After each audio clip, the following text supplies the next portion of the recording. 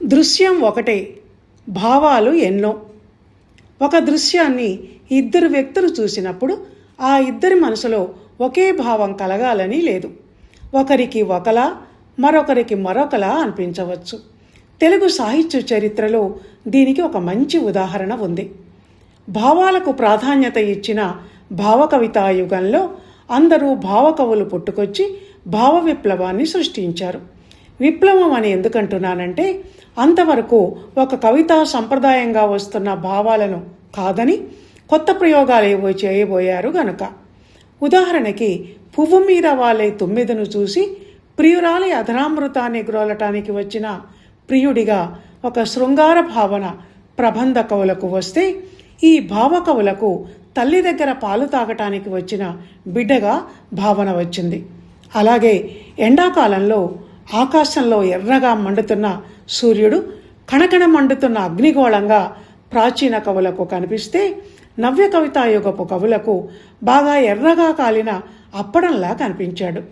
నేల విడిచి సాము చేస్తూ దిగిరాను దిగిరాను దివి నుంచి భూమికి అన్న ఒక సుప్రసిద్ధ కవి కృష్ణశాస్త్రి గారు, నవ్విపోదురుగాక నాకేటి సిగ్గు, నా ఇచ్చయేగాక నాకేటి వెరపు అనటంతో ఆ తర్వాత వచ్చిన శ్రీశ్రీ వంటి అభ్యుదయ కవులు ఆయన్నే కాదు, భావకవులందరినీ కిందికి దింపి వాస్తవ ప్రపంచాన్ని దర్శింపచేశారు. అయితే అందమైన భావాలతో మనసులో పుట్టిన ఊహలు మాత్రమే కాలపరీక్షకు తట్టుకొని వర్ణనా ప్రపంచంలో కలకాలం నిలబడగలుగుతాయి.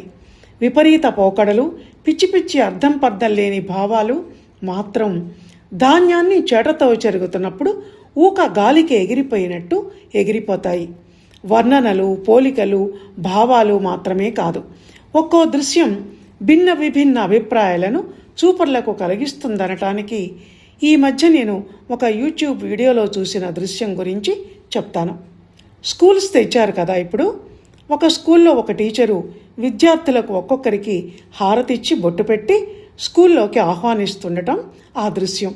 అది చూసి ఒకరు కన్న తల్లిలా విద్యార్థులకు హారతిచ్చి ఆహ్వానిస్తున్న టీచర్, ఎంత బాగుంది ఈ దృశ్యం అని కామెంట్ పెడితే, ఒక టీచర్ మాత్రం ఇదేం బాగాలేదు, టీచర్కు అవమానం, తనను తాను అగౌరవపరచుకోవటం, విద్యార్థులు టీచర్ని గౌరవించాలి అన్నారు. ఈ రెండింటిలో ఏది కరెక్ట్ అని కాదు ఇక్కడ ముఖ్య విషయం. ఒకే దృశ్యం ఇద్దరికి రెండు రకాలుగా కనిపించటం. దృశ్యం ఒకటే, భావాలు ఎన్నో కదండి. ధన్యవాదాలు.